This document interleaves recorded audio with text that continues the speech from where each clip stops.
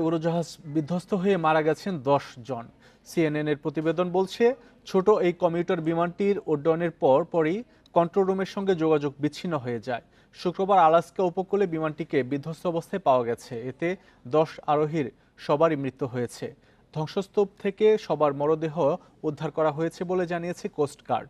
দুর্ঘটনার কারণ জানতে তদন্ত শুরু করেছে কর্তৃপক্ষ। সম্প্রতি পেনসিলভেনিয়া ও ওয়াশিংটনে যাত্রীবাহী বিমান বিধ্বস্ত হয়।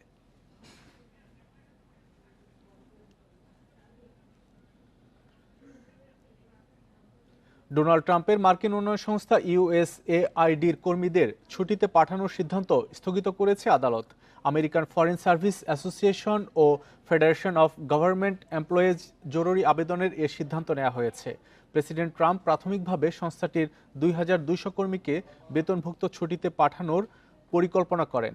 প্রায় 10,000 কর্মী কাজ করছেন সংস্থাটিতে। ট্রাম্প ও ধনকুবের ইলন মাস্ক সব কর্মী ছাঁটাই করে মাত্র 611 জনকে সংস্থাটিতে রাখতে চান। মামলা দায়ের করা ইউনিয়ন দুটির অভিযোগ, মার্কিন সংবিধান এবং ফেডারেল আইন লঙ্ঘন করেছেন ট্রাম্প।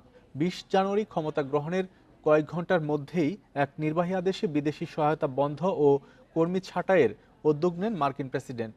এরপরই বন্ধ হয়ে যায় ইউএসএআইডির সকল কার্যক্রম।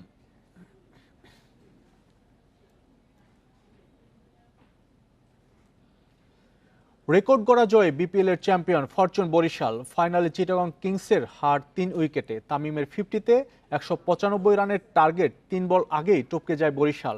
ঢাকা কুমিল্লার পর টানা দ্বিতীয় শিরোপা জিতল বরিশাল।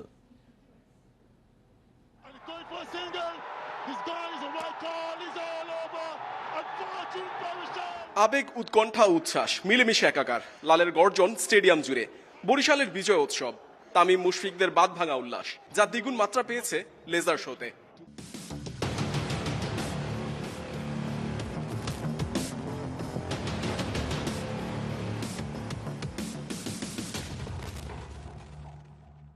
বরিশালের লঞ্চ ঝড়ের কবলে পড়ে শেষ দিকে। 16 বলে 23 রান দরকার, সমীকরণ সহজ।